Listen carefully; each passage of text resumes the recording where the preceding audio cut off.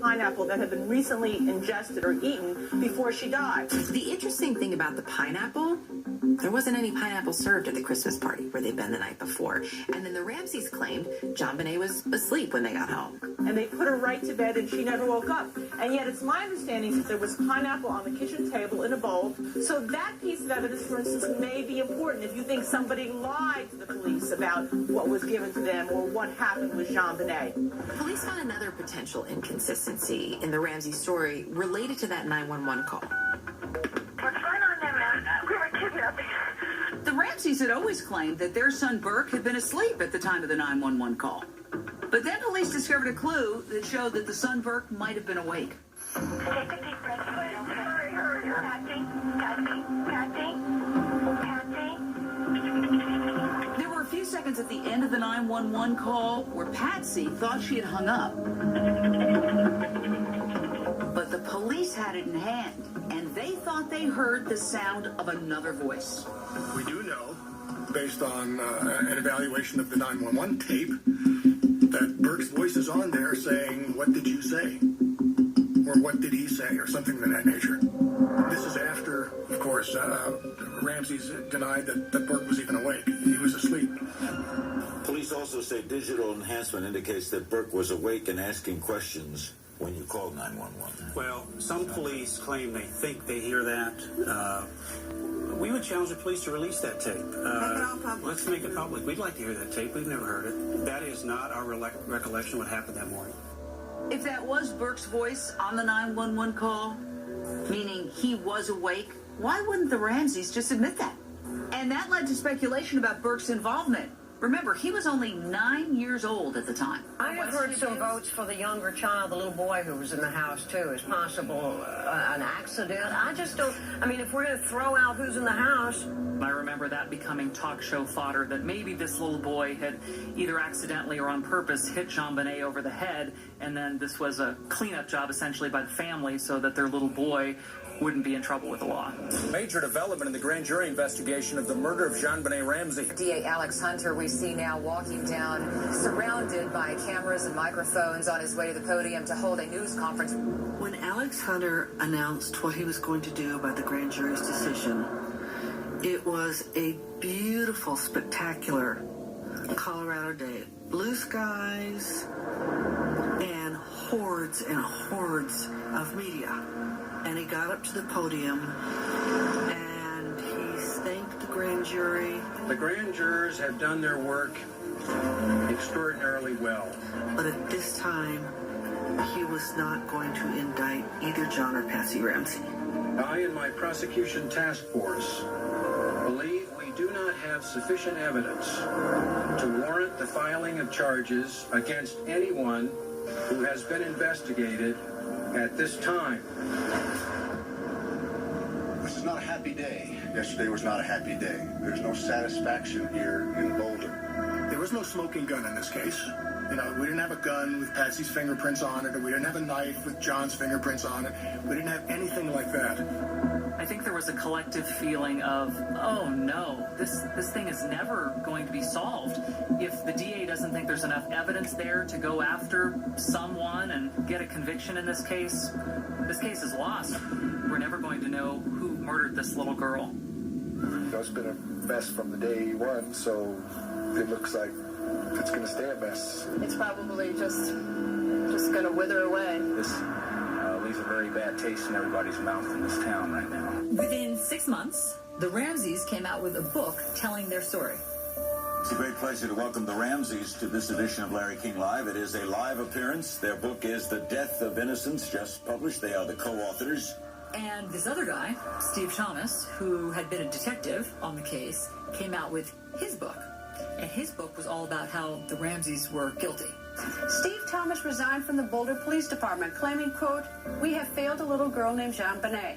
Now Thomas has written a book on the case, JonBenet Inside the Ramsey Murder Investigation. Then a couple of months later, in May of 2000, the Ramseys go head-to-head with this Steve Thomas on Larry King.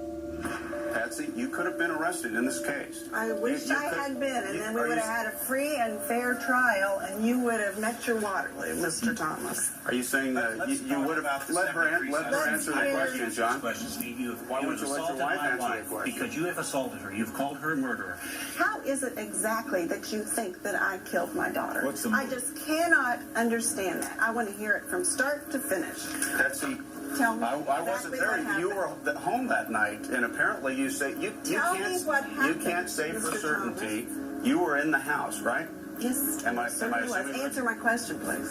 Certainly, I wasn't there, so he can't know for sure. He has to have a theory. All right. Yeah, and you've heard the theory. I offered a hypothesis. Please answer my question. I think there was a toileting issue that night that has been dismissed and underplayed. A bedwetting or a toileting issue. That caused Patsy to get mad at her daughter. Absolutely. Steve Thomas, the worst. So in other words, she killed her daughter in a rage over the bedwetting, and then Garrett. It was like great television, I guess. But the family has moved to Atlanta.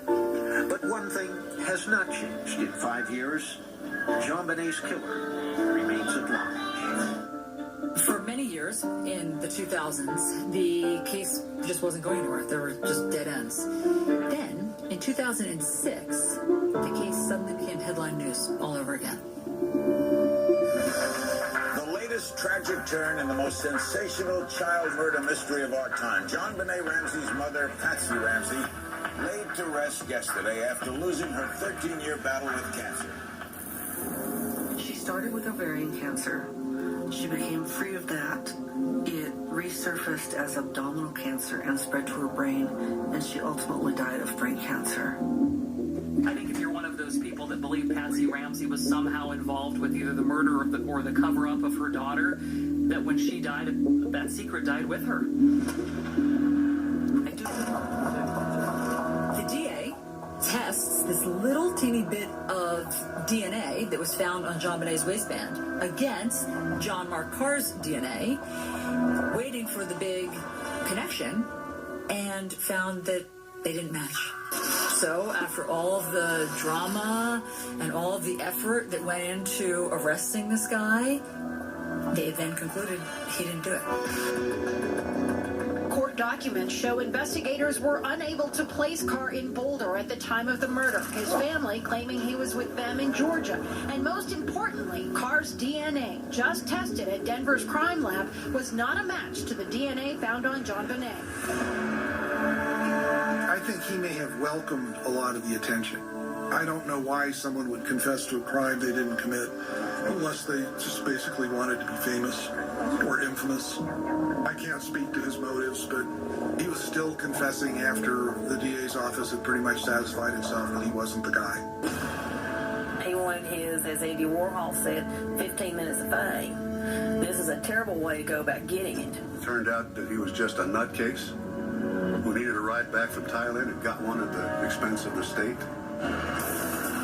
With that, Carr becomes simply a man obsessed with the murder of JonBenet Ramsey, who fabricated a story and tried to transplant himself into it. As for the case, it remains unsolved. John Mark Carr walks free. What was the Colorado District Attorney thinking? She said he was a credible suspect. And I don't think he was ever a credible suspect. You know, there should have been some effort to determine whether he was even in Colorado when this happened. Mr. Carr. It was a tremendous embarrassment for the Boulder DA's office. Tremendous. And the person at the time who was in charge was Mary Lace. It was a huge, huge gaffe on her part. That reporter, Charlie Brennan, he wanted to get a hold of the grand jury's decision. But to do that, he had to sue the DA's office. And I don't think most of us could believe it.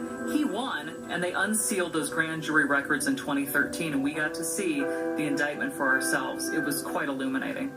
This morning, we have new details in the case of JonBenet Ramsey. A local paper, the Boulder Daily Camera, reports that a grand jury voted to indict John and Patsy Ramsey for abuse that led to JonBenet's death. But the district attorney declined to prosecute. So what that means is the grand jury decides to indict the Ramseys. But the DA discards their decision and decides not to proceed. The grand jury said both of the girls' parents, John and Patsy, did unlawfully, knowingly, recklessly, and feloniously permit a child to be placed in a situation which posed a threat of injury, which resulted in the death of JonBenet Ramsey. I and my prosecution task force believe we do not have sufficient evidence to warrant the filing of charges against anyone who has been investigated at this time. Alex Hunter essentially decided to veto the grand jury's decision. Now, prosecutors do have that option, but the issue here is a lot of people felt he hadn't been entirely upfront. The public was misled. We were told that the grand jury met for all these months and there was no indictment. But in fact, the grand jury had wanted to file charges in this case. That was something that was kept away from the public for more than a decade. Again, it's a mystery at this point. Do you truly think the perpetrator will be found? There was one other person in the house that night besides Patsy and John and JonBenet, and that is JonBenet's older brother, Burke, who was then 9 years old. He was officially cleared in 2008, and he has never gone public, which has led to a lot of speculation about what he saw and what he knew that night. Even if Burke were to have some miraculous memory that could lead to the arrest of a suspect, that information would be so dated and so questionable that most criminal defense attorneys would have a heyday with it at trial. It's very problematic to be using information that would be so stale from an individual who did not remember it before. The colder the case gets, the colder the trail gets. If Burke were to have some miraculous memory that could lead to the arrest of a suspect, that information would be so dated and so questionable that most criminal defense attorneys would have a heyday with it at trial. It's very problematic to be using information that would be so stale from an individual who did not remember it before. The colder the case gets, the colder the trail gets. Burke finally broke his silence just before the 20th anniversary of his sister's death.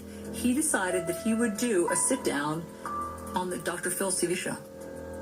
Did you hit your sister over the head with a baseball bat or a flashlight? Absolutely not. If someone in your house did, do you think you would have heard it? Probably. Yeah. You know, everybody's got a theory.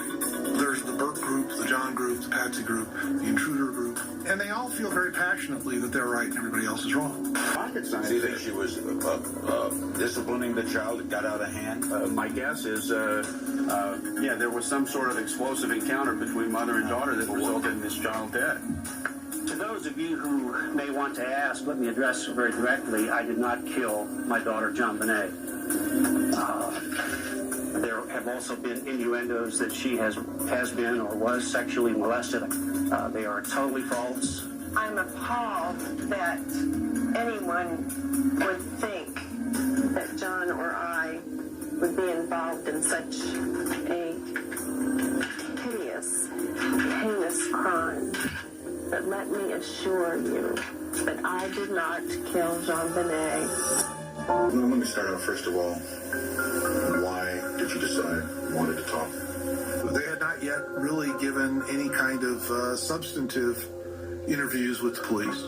And they're on national television talking about this case. An FBI spokesman was quoted as saying, at this point, they don't regard it necessarily as a kidnapping. That sounds like kidnapping to me.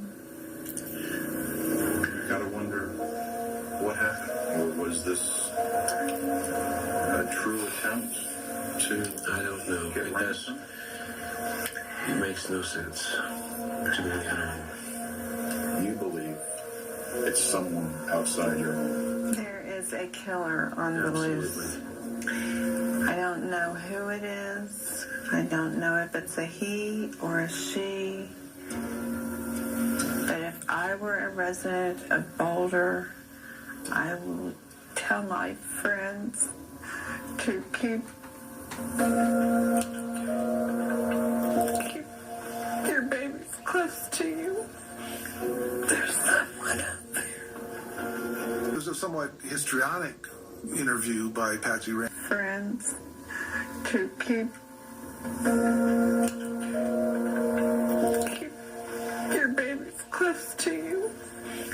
There's someone out there. So it was about 8 hours after Patsy Ramsey had called 911 that John Ramsey and his friend, Fleet White, searched the house one last time.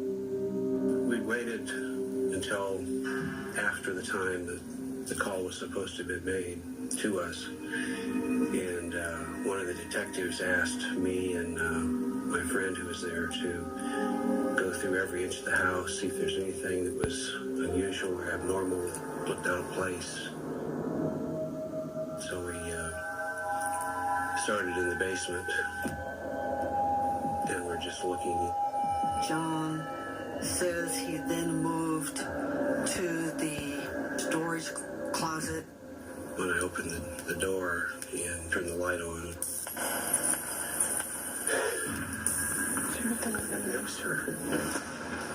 The body of JonBenet Ramsey, strangled and beaten, is found in the basement of her parents' Boulder, Colorado home.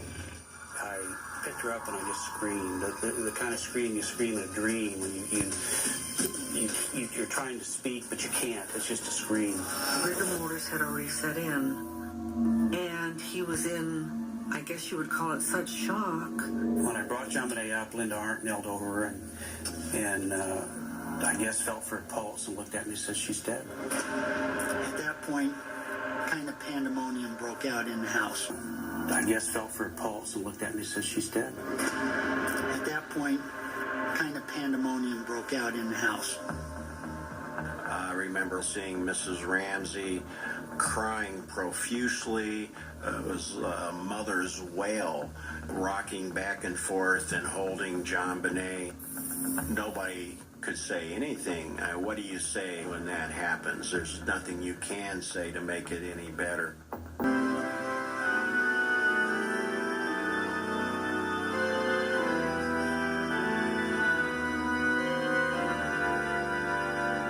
One might say, wait a minute.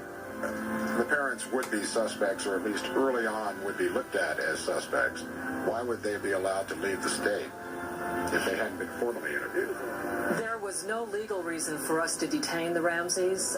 They were not under arrest. They were not being held. No one had been formally identified as a suspect, and we had no legal grounds on which to detain them from going to their daughter's funeral. A grief-stricken family said goodbye to 6-year-old JonBenet Ramsey Tuesday. Services were held in the very church where JonBenet was baptized more than 5 years ago before her family moved. I can tell you that the heart of God is broken by the tragic death of JonBenet Ramsey. The questions persist. Why a ransom note if the child was killed? Why was her body in the basement? And above all, why this little girl? And then the very next day, after burying their daughter, the Ramseys decide to talk, but not with the police. They speak with CNN in Atlanta. Okay, let me start out first of all. Why did you decide you wanted to talk?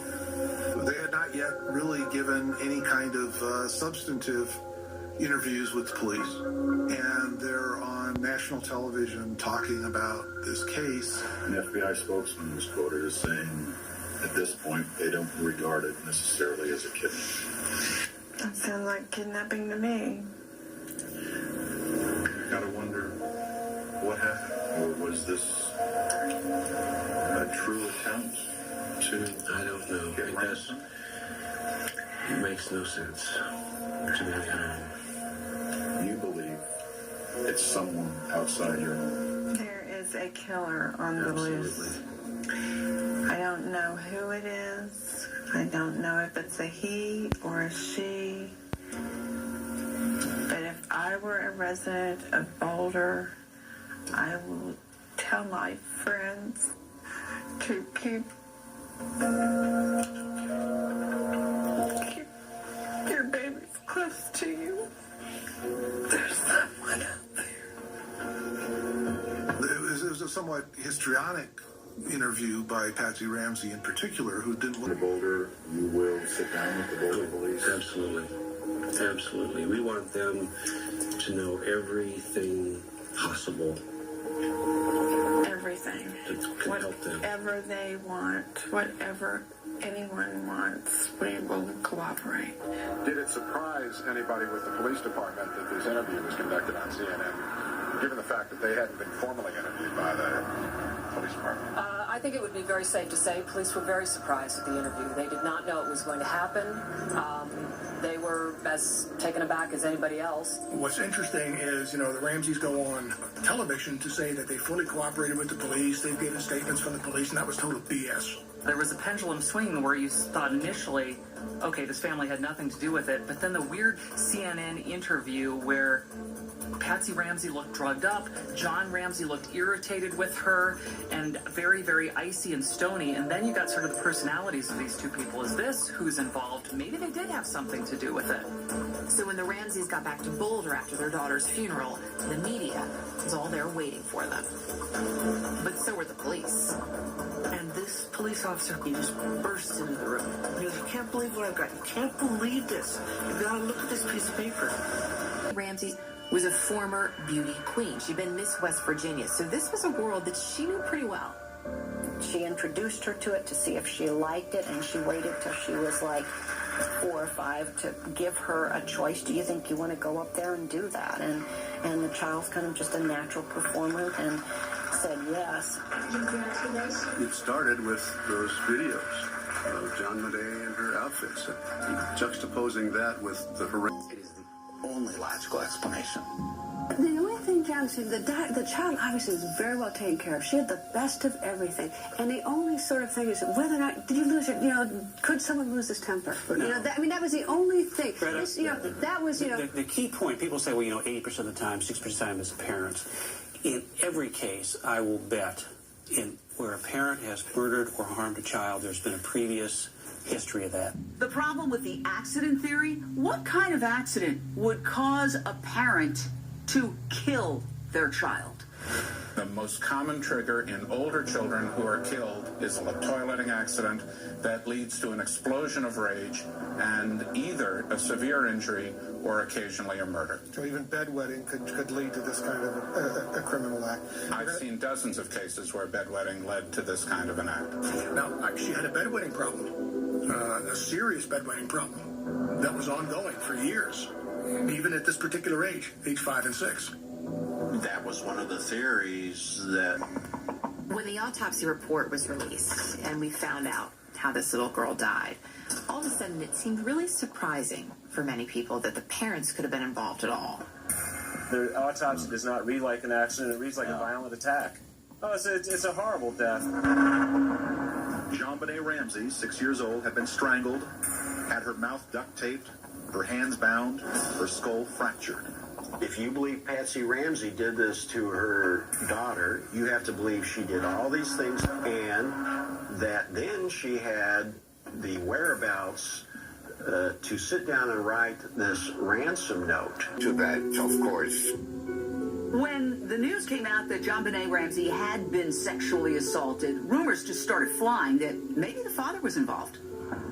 We got enough information that 80% of the people think that the murderer in this case was the father. So, the suggestion's always been, I'm sorry, John, but that you had somehow been involved with your child sexually. But the doctor who saw her regularly said no. It was almost like a fiction of the media. Well, we were accused of it was just bizarre. We were accused of taking her to the doctor too many times. She'd been to see the doctor 30 times in 2 years. The same doctor. She had, we had a good health insurance program. He listed all she had asthma. The doctor was 5 minutes away. Most of the experts agree that there was a sexual assault that night, but that there was no prior sexual abuse. Time during December 25th, 1996, Christmas night. Someone got into the house of John and Patsy Ramsey. I believe there is some evidence to suggest strongly that he may have come in through a basement window. There was a scuff mark down the wall. There was leaves and debris on the floor directly below that open window. There's also foliage damage under the grate that covers this window well, which would indicate that someone may have opened and shut the grate. Also, there was the suitcase that was placed below the window. According to John Ramsey, that suitcase was not underneath that window prior to that night. John Ramsey said that that's not where suitcases are normally kept. There is evidence on top of that suitcase, a very small, tiny, pea-sized piece of glass, which could have come off the shoe of the intruder. There's also what appears to be a disturbance on the top of that suitcase, as if someone may have stood on it at some particular point. Use the suitcase to get out. Yes, it would make it much easier to get out of that basement. He actually, at one point, demonstrated how you could get through that window, and he fit through with no problem. And I'll show you how easily it can be done.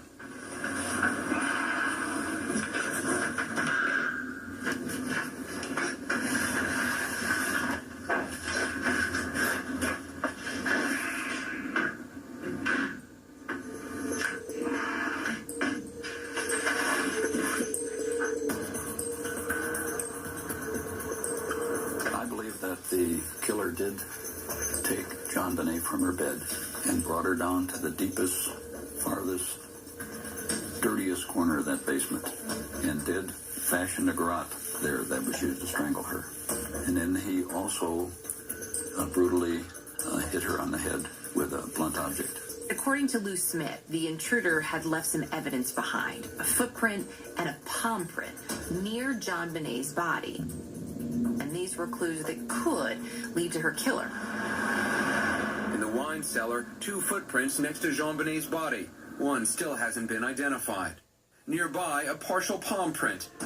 There is evidence that there could have been an intruder. You got a weird shoe print in the basement. You got a broken window. You've got some debris. You've got a suitcase next to the window. The question then becomes, how could an intruder coax JonBenet Ramsey down into the basement? He is the only one ruled out. Your handwriting cleared, both of you? John's definitively was cleared, and I scored a 4.5 out of 5. 5 is definitely no match. And it just, Patsy's Because tabloids were printing that it was. oh, yes, they love that. No, that's absurd. We've looked at leads whose handwriting scored much, much higher than Patsy's on a comparison scale. That I remember about her was that if I would frown, she would look at me and say, "Dad, I don't like that face." And I'd smile and she said, "That's better." And that's just the way she was. She loved her daddy. She loved her daddy. She was daddy's girl. Fly to Michigan. Morning after Christmas. Morning after. The first thing I remember is waking up, getting dressed hurriedly, putting a few things together to take on the plane. It's about what time? It's early morning, before daylight. You're up? Mm-hmm. And what happens? Then I go down the spiral staircase, and there on one of the runs of the stair is the 3-page ransom note. It said, "Mr. Ramsey, we have your daughter." And I immediately ran back upstairs and pushed open her door, and she was not in her bed. And I screamed for John. What's going on there, Dad? We were kidnapped. Hurry, please explain to me what's going on, okay? There's a note left in our daughter's drawer. The note said their 6-year-old daughter had been kidnapped from her bedroom overnight, but would be returned in exchange for $118,000. We thought we were dealing with a kidnapping. Fearing the worst. Police arrived. Absolutely, you don't know whether you're going to see your daughter in an hour, in a day, in a year, in 10 years, or never. It's a horrible feeling. And what are you doing, Patsy? You're waiting for a phone call from the kidnapper? Is that what you're... Right, yes. Childhood was, and I don't think it was normal at all. I feel they should have questioned the parents right away. Why they didn't, I don't know. Most of the American public knows your daughter through glamorous shots from pageants. In hindsight, do you wish that she had not participated in that? Those were beautiful pictures. I'm so happy that we have those pictures. It's all that we have. Yeah, That was just one very small part of JonBenet's life. That was a few Sunday afternoons. You know, the criticism I'm talking about. I know. Dressing her up like a adult. Was there any inappropriate behavior going on? Absolutely. No. Been very wrong. The Ramseys are getting a lot of flack for these beauty pageants they had put their child into. But Patsy Ramsey calls 911, but she doesn't tell the police that the note says they're going to kill JonBenet if I call the police. I read it very fast. I was out of my mind. It said, don't call the police. And I told Patsy to call the police immediately. I can't believe that a family whose child has just been kidnapped would not take pains to carefully read that note to make sure that they do nothing that results in harm befalling their daughter.